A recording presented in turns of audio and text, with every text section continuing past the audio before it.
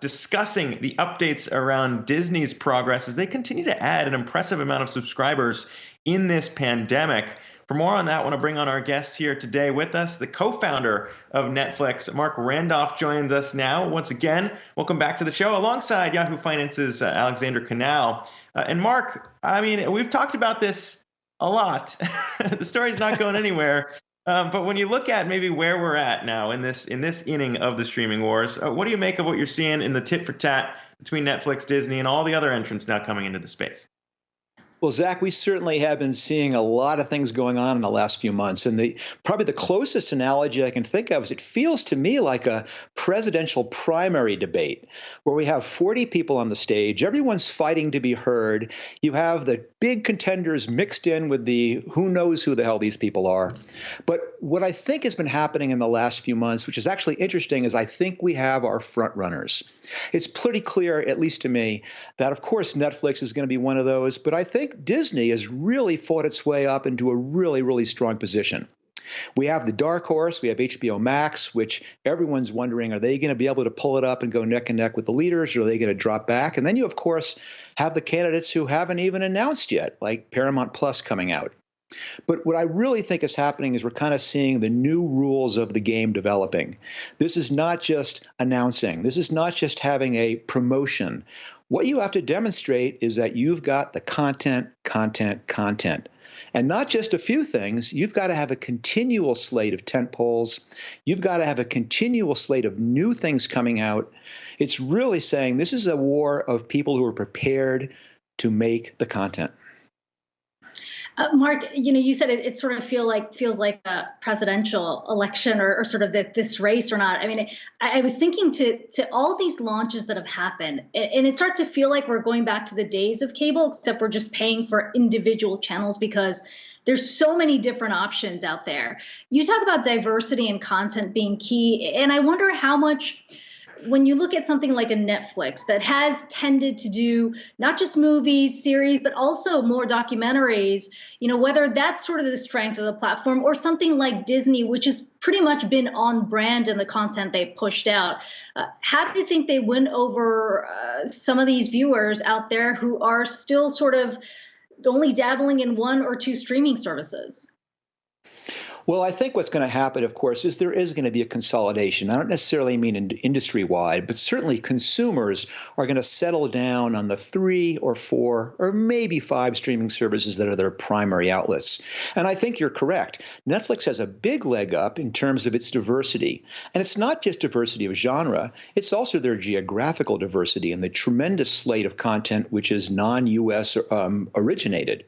But, listen, Netflix, I think, is announcing 70 movies for the next year. I mean, that's more than Disney and Warner combined. The people who are going to have a problem are the ones who are trying to fit into a niche. I mean, you look at Discovery Plus, which I think was the number 2 downloaded app in the last month or so. I mean, they're really trying not to own the blockbuster tentpole stuff. I think they're going for treadmill TV. I got to write these down.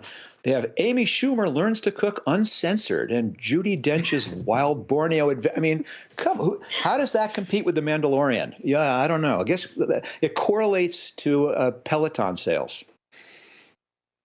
And to that point, Marc, I want to bring up Apple TV Plus, because it seems like they are just falling way behind because they came around right around when Disney Plus launched, and they just haven't seemed to do much of anything. In fact, right now they seem to have a bit of a freeloader problem, because if you go to an Apple store, get an iPhone or an iPad, you automatically get a free year of Apple TV Plus. But reports say that they're having trouble converting those users into paid subscribers. So what can they do better here? It is such a mystery to me. I think if Apple spent 1/4 as much time on content as they do on giveaways, they really could play. And they really have no excuse. I mean, listen, they have a $2 trillion market cap. They have $200 billion in cash, but they are still not in it with both feet.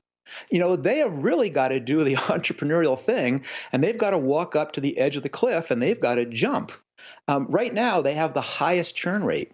You can't keep replacing people. You've got to give them a reason to stay. This is absolutely a game of what have you done for me lately? And Mandalorian is not going to hold people forever. Well, what's interesting is that you know, in our earlier discussions on this, you've raised that Netflix had a secret weapon in this, right? And that it was that they were squarely focused on streaming. And we raised that when we were talking about what Disney could do. If there was one area that maybe they've proven a lot of people wrong, is that apparently they can focus on streaming, especially maybe it's because their parks are closed, but they have really focused in on it. They've delivered some pretty serious results. To Ali's point on the Apple side, maybe there is some truth to that point where, you know, if the attention isn't there, it's not going to work to take on a Netflix. What's your take on that? No, I completely have the deepest respect right now for Disney, because when we began speaking about this, which was almost prior to the Disney launch, I said that Netflix's advantage was that they were focused on streaming, whereas Disney was distracted by theme parks and cruise ships. But they have really demonstrated their in. I mean, if you look at their investor day from a few months ago, they have really said from now on, content is going to be targeted first and foremost towards streaming. They've restructured their company to focus it on streaming. They've said they're going to defer dividends to be able to focus more on streaming. But, you know, this is really in my opinion, a pretty clever move, because what they're in some ways doing is emulating the Netflix playbook. We have the earnings announcement, of course, tomorrow. And I think what's wonderful for Disney is people aren't necessarily going to hammer them on what their earnings are this quarter, because Disney has said very much that they are just basically trying to put themselves in a position to ride this build out of the streaming business. They're saying that we're going to be in this recurring revenue business. And both of those are very strong statements. I mean, Disney has said that they're going to be at what, 300 plus million by 2024 when you take all of their services combined. I mean, those are pretty significant numbers. And Mark, how strong do you think the pricing power is at Disney Plus? We've seen more premium VOD options like Mulan and Soul come to the platform for that $30 fee, but is that sustainable in the long run?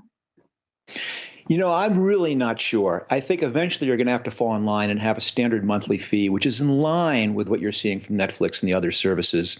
You're going to have some sort of bundle, pardon that term, where it does bring it all together. I'm really not sure how this excess fee for their big tentpole content is going to play out. It seems like a strange thing, but hey, that's what makes this fun, the opacity of it all. Mark, let's talk about your latest podcast here, launch. This Will Never Work. I mean, this is a really crowded space. Increasingly, it feels like, I mean, I consume a lot of podcasts, but it feels like we've sort of reached a saturation point here. Where do you think this is all going at a time where you've got sort of the conversational podcast, the news podcast, and then you've got the scripted podcast that seem to really be gaining momentum? How do you see this industry as a whole and its potential to grow even beyond where it is right now? Well, the first thing I have to say is I'm the first person who is saying, why on earth does the world need another podcast? And certainly, why do they need one from me? But what's happened is I've been doing what I've been doing for 15, 20 years, which is mentoring early stage entrepreneurs, helping them get their business off the ground, turn their side hustle into a real gig, turn their real gig into a sustainable company. And I do this with phone calls. I do this with Skype sessions. I do it on Zoom. And what's different is about a year ago, I began recording those calls. And I realized that not only am I helping these people, I'm actually creating something interesting. And what I wanted to do is have something that people could listen in as to how a small entrepreneur can make progress. These aren't interviews with people who have tamed the world. I'm talking to everyday people. I'm talking to people who have their feet on the ground starting out. And I think, as far as I can tell, there's not a lot of that. And certainly, based on the response I've gotten so far, I think I have tapped into something which is pretty interesting. I'm not looking to be the number 1 or 2 podcast in the world. I just want to create something which actually helps some people. And I think what I've done is going to work. As I said in the past, I love the book too. We see it in the background by the same name, That Will Never Work. And it's, along the same lines of a lot of good tips in there for entrepreneurs. I'd be curious to get your take too on, as a man who turned down, right, in the Netflix buyout opportunity or investment from Amazon, Jeff Bezos, kind of your take on maybe your advice to entrepreneurs who are maybe weighing the SPAC route. We've seen a bunch of those here to start the year over IPOs. What would maybe be your advice to people weighing that decision? Because there are some legitimacy questions around going the SPAC route versus the IPO. What's your take? I think a lot of people are going into these big liquidity events, and whether it's an IPO or a SPAC, it's the same. You really have to know what you want, and you have to be doing it extremely consciously. Just last night, I was advising an entrepreneur who was trying to judge that, and I said, if you have a very, very concrete reason for doing this, if you really need the currency, if you really need the capital, and those are the only ways to do it, and you can't get out with an IPO, then sure, an SPAC does give you some advantages in terms of being able to get the liquidity you're looking for. But quite frankly, going public, being a public company, restricts your ability to be versatile. It restricts your ability to take a few quarters to figure things out. It changes your ability to do what Netflix did multiple times in its past, which is walk away from a current business because you knew that was not the future in order to bet on something else. And I think that is the advice I'd give is be careful what you wish for. These are dangerous things to buy into. When someone gives you money, they're not doing it because they like you. They're doing it because they want that money back, and ideally times 100. And Marc, keeping up with the theme of you being told that will never work, once you've actually started a business, what is the worst advice that you've ever received? Stay the course. One of the things people get stuck on is I've got to keep going on the hammer on this idea until I make it work. And certainly what I've learned over and over and over again is that there's no such thing as a good idea. And that if you take that first swing at it, if you try something and it doesn't work, you have to try something else. And it's all about falling in love with the problem, not falling in love with your idea. And over, certainly the people that I advise on the podcast, so much of it is, number one, get started. Figure out a way to take your idea and get it out colliding with the real world. But then the second one is, as soon as you learn something about why your idea is bad, move on. Well, Marc, I'm going to take that advice to heart, go listen to your podcast, and then potentially think about launching my own podcast, right? Because the space is not saturated enough. Marc Randolph, the co-founder of Netflix. It's always good to talk to you. Thanks so much for your time today. A pleasure being with you. Thanks a lot.